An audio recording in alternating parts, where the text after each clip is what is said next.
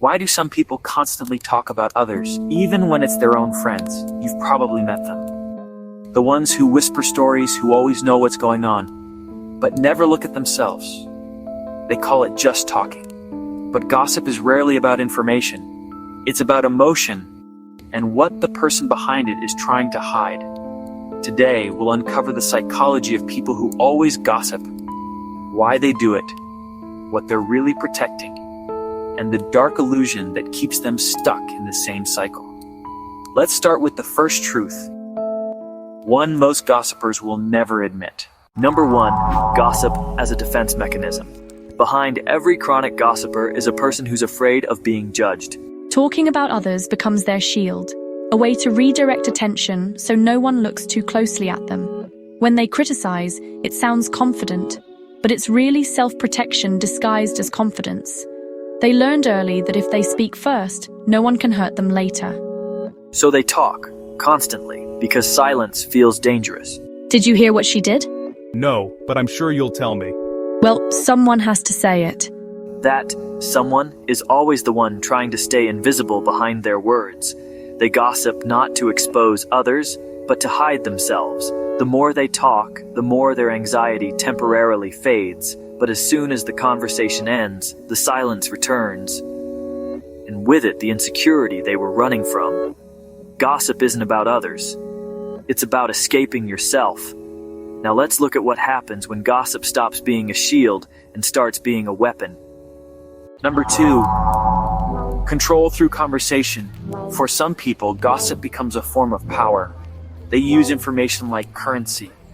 If they can shape how others see someone, they feel in control of the social landscape. This isn't random talk, it's social engineering. I'm just warning you about her. Really?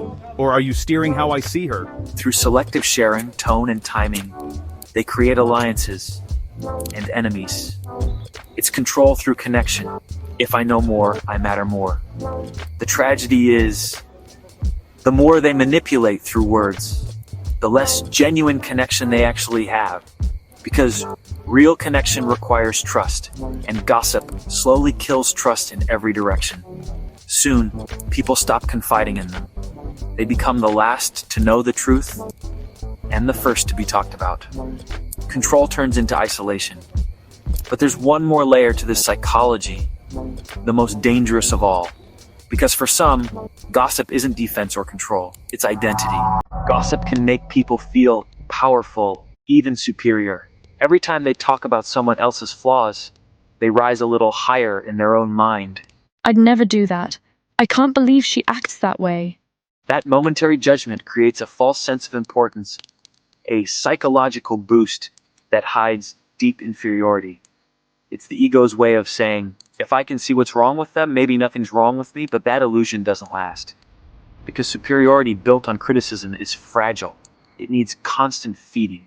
So the gossip cycle repeats, endlessly searching for new targets to keep the self-image alive. Yet the more they judge, the smaller they actually feel. Why do you keep talking about everyone? Because if I stop, I have to face me.